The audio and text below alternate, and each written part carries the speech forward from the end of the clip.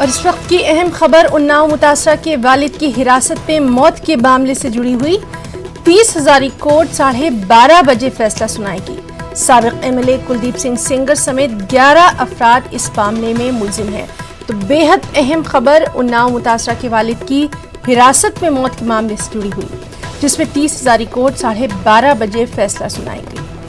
साबिक एमएलए कुलदीप सिंह सेंगर समेत 11 अफराद इस मामले में मुलजिम बताए गए हैं। बेहद अहम खबर, उन्नाव मुतासरा के वालिद की हिरासत में जो मौत हुई थी उसके बाद ये मामला काफ़ी गर्मा गया था और इस मामले पर अब 30 हजारी कोर्ट 12:30 बजे अपना फैसला सुनाने वाला है। साबिक एमएलए कुलदीप सिंह सेंगर समेत 11 अफराद इस मामले में मुलजिम हैं।